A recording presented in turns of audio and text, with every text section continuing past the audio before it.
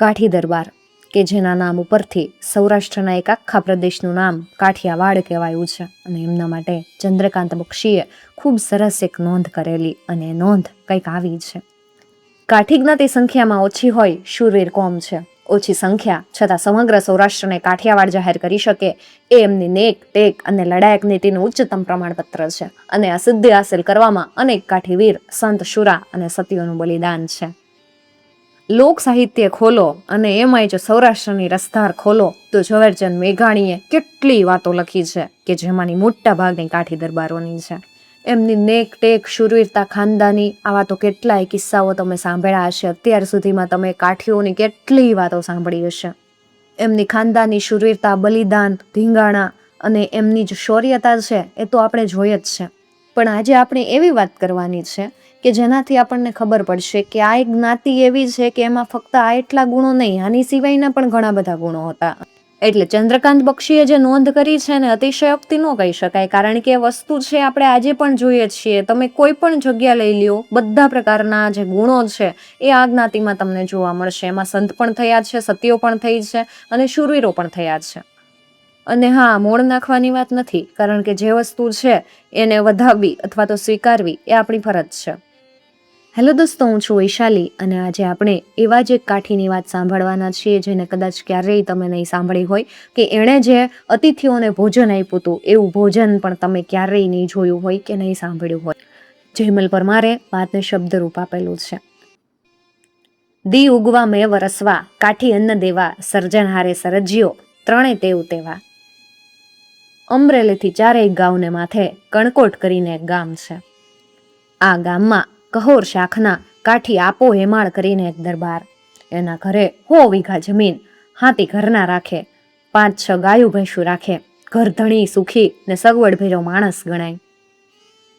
ગામને પાદર માન સરોવરના બચ્ચા જેવો પાણીનો અવેડો. હેમાળો કહોર ભેહુને પાણી પીવા અવાડે આવ્યા. પોતે ઉભા અને ભેંસું પાણી પીવે. ત્યાં ચાંદગઢને માર્ગથી 8-10 ઘોડે સવાર હાલ્યા આવે. અવેડે ઢૂક્યા અને ઘોડા પાણી ચહક ચહક ચહકાવે. હેમાળા કહોરે ડાયરાને રામ રામ કર્યા. કયું ગામ બા મહેમાનનું? એટલે સામેથી જવાબ આવ્યો, રેવું તો છેટું, ઠેઠ ખુમાણમાં. મહેમાનના ઘોડાની લગામ ઝાલીને આપો હેમાળો તાણ કરવા લાગ્યા.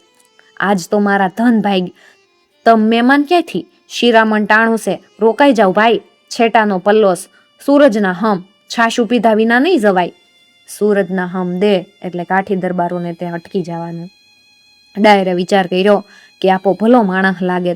આપો મહેમાનને લઈને ઘરે આવ્યા. પરદેશી પરોણાને પોતાના ઘેર પધરાવવાની ઉલટ આવે.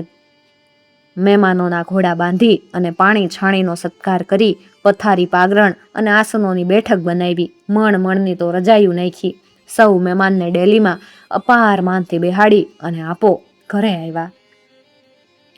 ઘરમાંથી વર્ધી મળી કે કાઠી મહેમાન ભલે પધાર્યા, પણ ઘરમાં ઘઉં બાજરો નહીં. સૂરજ દાદાને પ્રતાપે ઘી દૂધ બોળાશે, પણ ઘઉં કે બાજરો કાંઈ નહીં.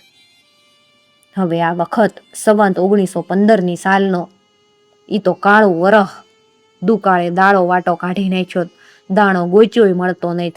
સાધનવાળા માણસોની પૈઠું મહુવા બંદરે જાય ત્યારે દાણો મળે. આપાના અને ગામના સાધનવાળા માણસોના પોઠિયા 8 દિવસથી મહુવા અનાજ લેવા ગ્યાસ, પણ હજુ એ પાછા નથી ફર્યા. મહેમાનો તો રીત રિવાજ પ્રમાણે કહુંબાની ધકબકમાં લાગી પડ્યાસ. આપા હિમાળાના ભાઈઓ અને દીકરા ગામના શેઠ અને પટેલને ઘરે દાણાની જોગવાઈ માટે ફરે, પણ ક્યાંય કરતા ક્યાંયથી મેળ ખાતો નથી. એવો જે કાળ છે, 56 કાળ જેવો, એ કાળમાં આવું તો થવાનું જ ને. બપોર થવા આવ્યા. આપાનો જીવ પણ ઊંચે ચડવા લાગ્યો. પોતાની લાજ રાખવા સૂરજદેવને તો મનોમન વિનવેત ને જીવ મહુવાને કેડે મંડાણો, પણ પોઈઠુંનો ક્યાંય પત્તો નથી. દૂર દૂર સુધી ક્યાંયથી પોઈઠું દેખાતી નહીં.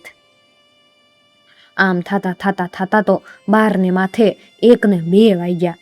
મહેમાનોય હવે મીંડા ઊંચા નીચા થાવા. હવે કેટલીક વાર હોય, પણ કઈ નથી થકતા. હવે તો આખા ઘરનો જીવ ઊંચે ચડી ગયો, પણ કોઈ મેળ નથી આવતો. ક્યાં સુધી મહેમાનને આમ ભૂખે મારવા? હેમાળાએ બાજો ઢળાવવા કીધું. ઘરમાંથી કહેવરાયું કે પણ આપા, જમવાનું હું આપશું? આપો કે ઈ મેં કરી લીધું, તમે ઘી ગરમ કરી નાખો. આપાએ કેવરાયું. પાતિયા નાખી અને મહેમાનને જમવા ઉઠાડ્યા અને બોલ્યા, હાલો હાલો ઉઠો છાશું પીવા. મહેમાનોએ તો હાથ વિછળ્યા અને પંગતમાં બેહી ગયા. અને આપો હેમાળો પોતે જ જાતે જ પીરસવાનું નક્કી કરી અને જાતે જ પીરસવા આવ્યા. આપો ગરમ ઘીની તાંબડી લઈને આવ્યા. મહેમાનની તાહળીઓમાં ગરમ કરેલું શેર ઘી પીરસી દીધું. ઘરમાં ગયા અને ઘરમાં જઈ એમણે પોતાનો પટારો ઉઘાડ્યો. પટારો ઉઘાડી કોરિયુંની હુંડલી ભરી આવ્યા અને ઘી પીરસેલી તાહળીમાં ખોબો કોરિયું નાખી. મહેમાનો તો હજ્જડ થઈ ગયા. આવી મહેમાન ગતિ તો કોઈ ભાળી નહોતી. અરે ભાળી તો હું, પણ કલ્પી નહોતી ક્યારેય. હું થાય એ જોવા મહેમાનો જોયા કરે. ઘરના બધાએ જ્યાં હતા ને ત્યાં હજ્જડ બામ થઈ ગયા. નથી હલતા કે નથી ચલતા, બસ એ તો જોયા જ કરે. આપો હેમાળો સૌને અજાયબીમાં મૂકીને પડખેના ઘરમાં ગયા. બધાયનું ધ્યાન એ તરફ ગયું કે આપો ત્યાં શું કરવા ગયા હશે, કે શું લાવશે. ઘોડીની સરક લઈ અને ઘોડી આટે બાંધી દીધી. એને ગાળીએ ડોક પર હોવી અને ગળે ફાંસો નાખી અને હાથમાં ઉડાડી મેલ્યો. અતિથિને આફત જેવો નીવડવા પહેલા બિરજ જાળવી ગયો. મહેમાનો તો દિગ્મૂઢ થઈને વિચારી રહ્યા કે આ વિચિત્ર આપો ઘી અને કોરિયું પીરસીને ગયો ક્યાં. થોડી ઘડી રાહ જોઈ મહેમાનો હળવળવા માંડ્યા. આપાના ભાઈ દીકરા બધા હળવેડ્યા કે હજી કેમ બહાર ન આવ્યા, શું કરતા હશે. મન મનાવી અને નક્કી કર્યું કે જોઈ આવવું શું થાય. આપાના ભાઈ ને દીકરા હળવળ્યા ને પડખેના ઓળે જાય અને ન્યા જઈને જોયું ત્યાં તો એમણે વિચાર્યું નહોતું એવું સૂરજનો પોતરો બિરદનું બલિદાન દઈ ચૂકેલો. આખા ગામમાં હાહાકાર મચી ગયો. મહેમાનોને માંડ્યું હશે. યજમાન મહેમાનોની કાંધે ચડીને હજી સ્મશાને નથી પહોંચેલ તે સામેથી પોઈઠું આવતી દેખાણી. પછી તો એ કારજમાં કામ આવી ગઈ અને આપો અમર બની ગયા.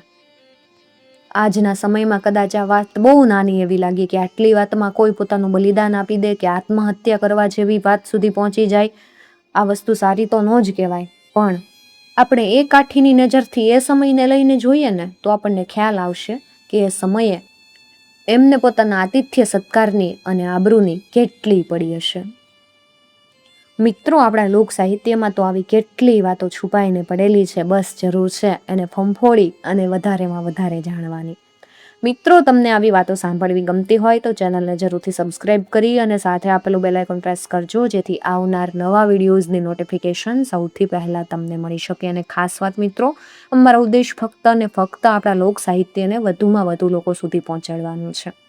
ધર્મ સંપ્રદાય કે જ્ઞાતિ જાતિને ઠેસ પહોંચાડવાનો કે એનો પ્રચાર પ્રસાર કરવાનો કોઈ ઈરાદો નથી. આની સાથે એક ખાસ વાત મિત્રો, ઘણા લોકો એવું કહેતા હોય છે કે જૂની વાતો કરવાનો કોઈ મતલબ નથી અને એ વાતો છે ભવિષ્યને રૂંધી નાખનાર હોય છે. પણ એ વાતો કરવાનો માત્ર ને માત્ર ઉદ્દેશ એટલો જ છે કે જૂની વાતો છે એની અંદર ઘણી બધી એવી વાતો છે કે જે આપણે સમજવા માટે જરૂરી છે. જરૂરી નથી કે એમાંથી બધી વસ્તુ આપણે ગ્રહણ કરી લઈએ. આ લોક સાહિત્ય તો રાજહંસ અને દૂધ જે છે એની વાત જેવું છે કે રાજહંસ દૂધ પી જાય અને પાણી રહેવા દે. એના જેમાં લોક સાહિત્યમાંથી જે દૂધરૂપી ગ્રહવાલાયક તત્વો છે એનું ગ્રહણ કરવું જોઈએ અને પાણી જે છે એને છોડી દેવું જોઈએ. એટલે મતલબ એવો બિલકુલ નથી કે એ સમયની બધી વાતો સાંભળી અને અત્યારે આપણે એવા થઈ જઈએ. આપણે અત્યારના સમયમાં જ જીવવાનું છે, પણ એ સમયનું જે ભૂતકાળ છે ને એને સાથે રાખીને જીવવાનું છે. અને મારા ખ્યાલથી એવું જરૂરી નથી કે જૂની વાતોને લઈ અને આપણે અત્યારે જીવશું તો આપણે પાછળ રહી જશું અથવા તો લોકો આપણને જૂના જમાનાના કહી દેશે. કારણ કે એ તો પછી લોકોના વિચાર છે અને એ લોકો દર વખતે આપણને સાચા માને એવું જરૂરી નથી. અને એના માટે ગુજરાતમાં એક સરસ મજાની કહેવત પણ છે કે ગામને મોઢે ગરણા ના બંધાય. એટલે જરૂરી નથી કે બધા જ આપણી સાથે હોય, પણ વિચારવા જેવી વાત છે. સમય મળે તો વિચારજો.